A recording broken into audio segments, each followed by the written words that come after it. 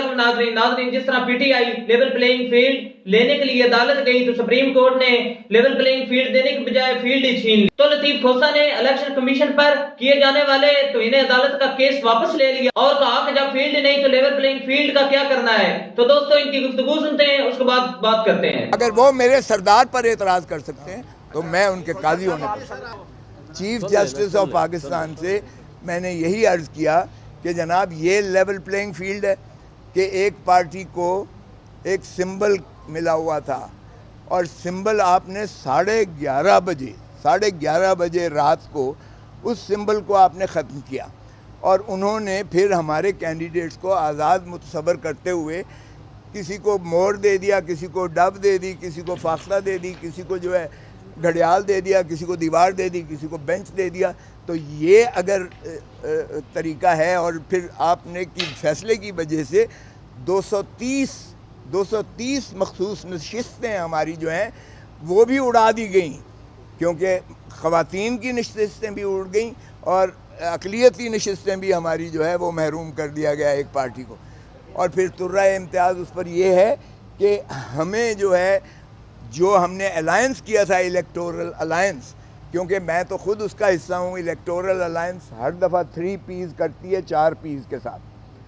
Political parties 3P alliance करती है कि हम इलेक्शंस जो है लड़ेंगे लेकिन 4P के सिंबल पर, तीर पर लड़ेंगे और वो कन्वर्ट हो जाते हैं, वो अलायंस हम करके दे देते हैं और वो तीर के इलेक्शंस पर पाकिस्तान पीपल्स पार्टी। कभी किसी ने पाकिस्तान पीपल्स पार्टी पार्लियामेंटेरियन कहा है? हर कोई पाकिस्तान पीपल्स पार्टी कहता है। तो ये अलायंस परमिसिबल है और लॉ में मौजूद है। सो पीपल्स पार्टी जब मैं भी था तो हम यही करते थे और कोई ऐसी कबाहत नहीं है उसमें कानून में। यहाँ हमने जब किया तो जब पहले की तरह वो जनाब शेखुपुरा से उस पाकिस्तान पीपल्स पार्टी नज़रियाती जिसके साथ हुआ, सॉरी पाकिस्तान तहरीक इंसाफ नज़रियाती के चेयरमैन को, जो कई दिनों से हमारे साथ जो है गुफ्त शुनीद में था, जिसने 7 सीटें हमसे मांगी थी वो भी दे दी गई, जिसने सारा ये लिखा पढ़ा एक मुआहदा हुआ, सारे नॉमिनेशन टिकट्स पर दस्तखत उन्होंने फरमाए और उसके बाद जब वो वापस घर जाता है तो उसको उठा लिया जाता है, उसके बच्चों को, खानवादे को उठा लिया जाता है, फिर उसी तरह उसका जो है टीवी पर लाया जाता है और टीवी पर लाकर उससे वही बयान दिलाया जाता है कि मैंने किया ही नहीं है, ये दस्तखत भी जाली हैं, ये टिकटें भी जाली हैं, ये मेरी नहीं है, वगैरह वगैरह। और इलेक्शन कमीशन देखें कितनी मुस्तैद है कि उस पर एक नोटिफिकेशन जारी करती है इलेक्शन कमीशन ऑफ पाकिस्तान। ये उसी दिन की बात है, जिस दिन 13 की बात है, उसी दिन करती है। मैं रिटर्निंग ऑफिसर के पास बैठा हुआ हूँ, वो कहती है कि जनाब एक पार्टी वाला दूसरी पार्टी की टिकट पर इलेक्शन नहीं लड़ सकता। अब इसलिए मेरे कागजात नामजदगी भी उन्होंने बतौर इंडिपेंडेंट मुतसवर किए और इसी तरह हमारे बाकी साथियों के भी इंडिपेंडेंट मुतसवर किए। उसका मकसूद यही था कि एक तो एक सिंबल इन्हें ना दिया जाए, क्योंकि बल्ले वाला और बल्ला वो एक ही जीनियस, एक ही जीन बनती है। तो बल्ले वाला जो है ये भी इनको सिंबल ना मिले, एक को इनको जो है वो 230 सीटें वो भी ना मिलें जो माइनॉरिटीज़ और ख़वातीन की हैं। और तीसरी बात यह है कि इनको तितर बितर किया जाए। सो इसलिए पाकिस्तान सारे में ये, तो मैंने अर्ज़ किया कि जनाब आपके फ़ैसले से जमहूरियत तबाह हुई है। ये स्याह दिन है पाकिस्तान की सियासी और जमहूरियत के लिए। ये 25 करोड़ अवाम को उनके जो है राइट ऑफ फ्रेंचाइज से महरूम करने के मुतरादिफ है। ये उनको हक चॉइस से महरूम किया गया है, पीटीआई का सिंबल नहीं लिया गया। ये 25 करोड़ अवाम को उनके हक के राय दही की से महरूम किया गया है पाकिस्तान को। इसलिए हम अब पाकिस्तान की अवाम की अदालत में जा रहे हैं। We are going to the people of Pakistan. हमें कोई एतमाद नहीं है ना इलेक्शन कमीशन पर और ना हम इसको आगे चलाना चाहते हैं। आपकी बड़ी मेहरबानी, जो जिस हद तक आपने वो ऑर्डर किया था 22 अक्टूबर का, आपके पास 187 के अख्तियारात हैं। अगर आप इस मुल्क को बचाना चाहते हैं, इस मुल्क की जमहूरियत को बचाना चाहते हैं, आइन को बचाना चाहते हैं, अवाम को सहूलत देना चाहते हैं, تو پھر آپ 187 میں اپنے تئیں جو بھی آرڈر کریں. یہ لیول پلینگ فیلڈ کی بات کی تھی آپ نے, تو فیلڈ ہی ہم سے چھین لی ہے. سو لیول پلینگ فیلڈ کی کیا بات کر رہے ہیں جب فیلڈ ہی آپ نے چھین لیا ہے, تو ہمیں کوئی اعتماد نہیں ہے. اس لیے ہم اپنی یہ پٹیشن واپس لیتے ہیں.